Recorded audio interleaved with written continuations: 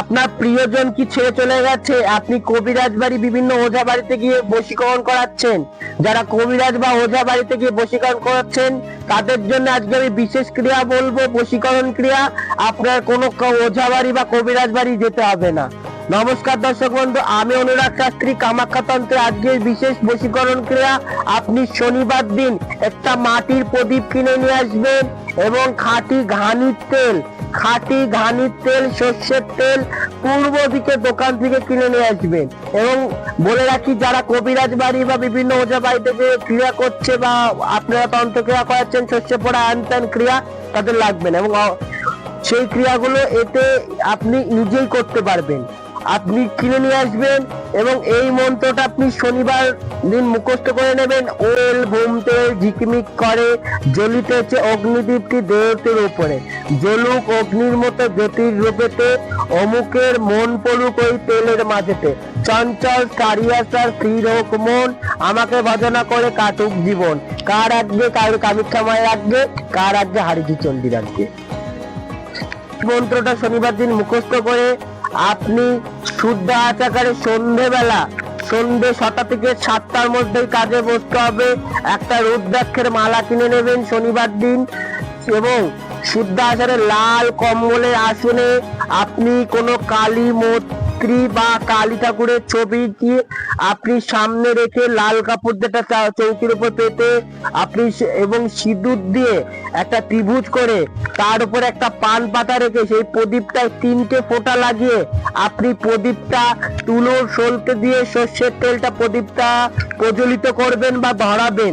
ধরানোর পর এই মন্ত্রটা আপনি রুদ্রাক্ষের মালায় শনিবার থেকে 108 বার জপ করবেন শনিবার দিন এবং শনিবার থেকে স্টার্ট করবেন।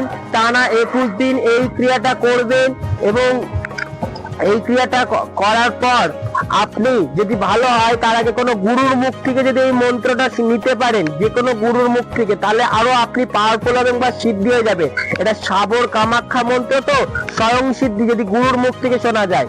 বা আপনারা আমার কাছ থেকে এসে এটা মন্ত্রটা কানে নিয়ে যেতে পারেন। যদি কোনো গুরু আপনার কানে দেয়, এই কাজটা পাওয়ারফুল, খুব গুরুমুখী বিদ্যা। তো আপনারা কি করবেন, এই কাজটা করবেন।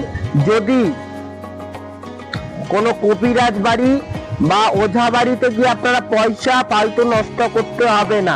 যদি কোনো তন্ত্রক্রিয়া বা ক্রিয়াকলাপ করে থাকে তাহলে আপনার কবিরাজ ওঝা বাড়িও করতে পারবে না। তবে এই মন্ত্রের দ্বারা আপনি অবশ্যই ফল পাবেন। যদি তন্ত্রক্রিয়া করে থাকে তাহলে অবশ্যই আপনি কোনো তন্ত্রবিদ যে আপনার সমস্যা বলার আগে বলতে পারবে তার সাথে যোগাযোগ করুন। কারণ গ্রহদোষ বা তন্ত্রক্রিয়া থাকলে সেখানে কোনো টোটকা বা ক্রিয়াকলাপ, এটা কোনো টোটকা না, এটা কবিরাজি ক্রিয়া। যদি বা আগে থেকে কোনো প্রোটেকশন নিয়ে থাকে তাহলে কিন্তু আগে থেকে বা তন্ত্রক্রিয়া, তাহলে আপনি অবশ্যই কোনো তন্ত্রবিদ বা ভালো অ্যাস্ট্রোলজারের পরামর্শ নিন। এবং তার সাথে সাথে আপনি এই ক্রিয়াটা যে 21 দিন চলবে, ফার্স্ট 3 দিন প্রদীপটা যেন না নেবে, এটা খেয়াল রাখবেন। 3 দিন টানা অখণ্ড প্রদীপ জ্বালাবে। এবং খুব এটা কামাখ্যা তন্ত্রের মন্ত্র। এই মন্ত্রটা সাবর মন্ত্র, স্বয়ং সিদ্ধি। করে দেখুন, খুব পাওয়ারফুল। এবং যে মেয়ে করতে চাইছেন বা যে পুরুষের করতে চাইছেন, যাকে করতে চাইছেন, তার বাড়ির দিকে প্রদীপের শিখাটা রাখবেন। এই কাজ কমপ্লিট হয়ে যাওয়ার পর এই প্রদীপ এবং সব জিনিসগুলো আপনি একটা কামরায় রেখে দেবেন। ঠিক আছে? এবার মেয়েটা বা ছেলেটা চলে আসবে, 1 মাসের মধ্যে আপনি ফল পাবেন।